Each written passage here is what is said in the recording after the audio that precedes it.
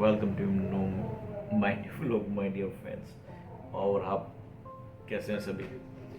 I hope यहाँ पर भी अच्छे हैं और जो भी कुछ कर रहे होंगे अच्छे कर रहे होंगे।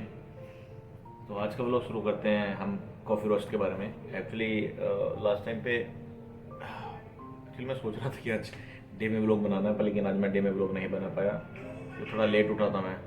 ठीक है, तो सोचा कि अब व्लॉग बना लेते हैं बैठे हुए, थोड़ा टाइम मिला है 1 घंटे का बीच में, तो को रोस्ट के बारे में बात कर लेते हैं। एक्चुअली कॉफ़ी के प्रोसेस होते हैं, जब हम कॉफ़ी की सीडिंग करते हैं, कल्टीवेशन करते हैं, मतलब खेती करते हैं, तो उस टाइम के बाद जब हमें कॉफ़ी मिलती है तो कॉफ़ी के जो प्लांट होता है, कॉफ़ी के प्लांट से हम सबसे पहले पिकिंग करते हैं। पहले पिकिंग प्रोसेस होता है स्टार्टिंग में। उसके बाद पिकिंग का मतलब होता है हम चेरीज़ को, जो राइप चेरीज़ होती हैं उसको पिक तो ब्रेक करते हैं, तोड़ते हैं, उसको किसी भी बकेट में रख लेते हैं। उसके बाद दूसरा प्रोसेस होता है मिलिंग प्रोसेस। मिलिंग प्रोसेस में क्या होता है, उसका जो ऊपर का पोर्चमेंट होता है, मतलब सीड क्या कहते हैं उसको, उसका पील करते हैं उसको मशीन के थ्रू। उसमें जो छिलका होता है, पीलिंग प्रोसेस ऑटोमेटिकली होता है, और उसमें जो आपका कॉफ़ी बीन्स होती है वो ग्रीन कलर की होती है, जो कि बिल्कुल फ्रेश होती है उस टाइम पे। और उसको मिलिंग प्रोसेस के थ्रू उसका जो होक्स और बीन्स को अलग अलग कर लिया जाता है। और उसके बाद थर्ड प्रोसेस में आता है आपका कि थर्ड प्रोसेस में आपका आता है फर्मेंटेशन प्रोसेस। फर्मेंटेशन प्रोसेस में क्या होता है कि आपको देखना पड़ता है कि फर्मेंटेशन में इसको कुछ घंटों के लिए पानी में रख के छोड़ देना पड़ता है। फिर उसके बाद उसको आपका फर्मेंटेशन के बाद आपको कॉफ़ी में क्या करना पड़ता है, कॉफ़ी के लिए फिर आप उसको ड्राई करते हैं। ड्राई करने के लिए आपको कम से कम 3-4 दिन चाहिए। 3-4 दिन होने के बाद आपकी जो कॉफ़ी ड्राई हो जाती है, फिर वो स्टार्ट होती है लास्ट में रोस्टिंग के लिए तैयार। तो ये तो थे कुछ पैटर्न जो मैं आपको बता रहा हूँ इस टाइम पे। ठीक है, तो पैटर्न आपको मैंने 4-5 पैटर्न होते हैं इसके। वो स्टार्टिंग मतलब by plant to by coffee machine कैसे आती है, वो उसको रोस्टिंग प्रोसेस कैसे किया जाता है। तो रोस्टिंग प्रोसेस में सबसे पहला प्रोसेस जो होता है, एक चीज़ याद रखिए हमेशा कि कॉफ़ी का जो रोस्टिंग प्रोसेस होता है वो 190 डिग्री 6 सेल्सियस से स्टार्ट होता है और 250 तक, यानी कि 245 डिग्री सेल्सियस तक जाता है। ठीक है दोस्तों, एक्चुअली मैं भी सुबह पढ़ता हूँ या रात को पढ़ता हूँ, पढ़ने के बाद थोड़ा सा अपनी लाइन से रिलेटेड कुछ चीज़ें शेयर करता हूँ। आई होप जो भी मेरी वीडियो देखेगा तो कुछ चीज़ें उसको समझ में आएंगी। और जैसे मुझे थोड़ी तकलीफ हुई थी चीज़ों को सीखने में, तो मैं नहीं चाहता कि कोई इस चीज़ से रिलेटेड किसी भी चीज़ की उसको प्रॉब्लम हो। और भी बहुत सारी वीडियोज़ हैं, वो भी देख सकते हैं, और जो मुझसे अच्छी चीज़ें इन्फॉर्मेशन मिले वो भी आप नोटबुक में नोट कर सकते हैं। जो भी आपकी इच्छा करे, जो भी आपको सूटेबल वे लगे, आप उसके हिसाब से कर सकते हैं। तो 3 तरह के, मतलब एक्चुअली 3 तरह के रोस्टिंग प्रोसेस होते हैं। पहला तो होता है लाइट रोस्टिंग प्रोसेस। दूसरा होता है medium roasting process. Third process होता है डार्क रोस्टिंग प्रोसेस होता है। पहले सबसे हाईएस्ट जो टेम्परेचर होता है रोस्टिंग का, उसमें डार्क प्रोसेस में रखा जाता है, जो 245 डिग्री सेल्सियस तक होता है मैक्सिमम। और उसके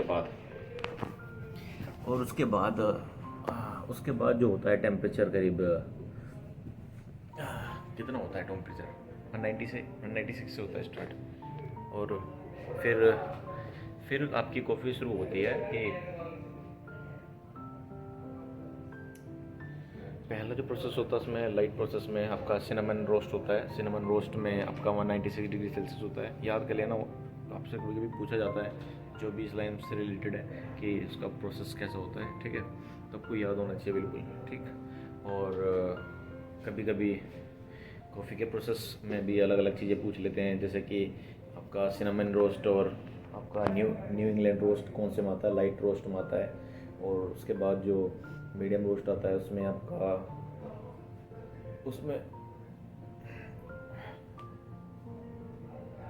आपका सिटी रोस्ट और अमेरिकन रोस्ट आता है, यानी कि अमेरिकन रोस्ट आता है। उसके बाद आपका फुल सिटी रोस्ट है। मीडियम में आपके 2 रोस्ट हैं, मिड लाइट में आपके 2 रोस्टिंग प्रोसेस हैं, और आपका में डार्क रोस्ट में आपके हैं 4 प्रोसेस। पहला है फुल सिटी, दूसरा है आपका वियना रोस्ट, तीसरा है आपका फ्रेंच रोस्टिंग प्रोसेस, चौथा है इटालियन, सबसे लास्ट वाला। ठीक है, तो ये रोस्टिंग प्रोसेस है। एक्चुअली रोस्टिंग प्रोसेस क्यों किए जाते हैं, इसका बिग रीज़न है, ठीक है। वो आपको मैं नेक्स्ट वाली वीडियो में बताऊंगा कि एक्चुअल में इसका रोस्टिंग प्रोसेस का जो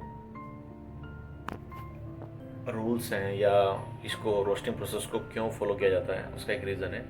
जिस टाइम पे आप कॉफ़ी पीते हैं स्टार्टिंग में, तो उसमें बहुत सारी चीज़ें ऐसी होती हैं, जैसे ऑयल कंटेंट ज़्यादा होता है, शुगर का लेवल ज़्यादा होता है, और उसमें कैफीन की क्वांटिटी भी ज़्यादा होती है।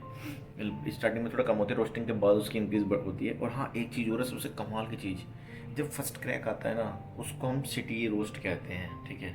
और विश्वास करना आप, रोस्टिंग में ना कमाल की चीज़ होती है। जैसे आपने पॉपकॉर्न देखे हैं, जब भुट्टो को गर्म करते हैं, उसके दाने कॉर्न जो होते हैं, स्वीट कॉर्न, उसको जब रेत में या कहीं पे भी गर्म करते हैं, उसको किसी गर्म प्लेस में, तो उसमें से वो एकदम से फट की आवाज़ आती है, कुछ कुछ इस तरीके की आवाज़ आती है ना, साउंड एक यूनिक आती है।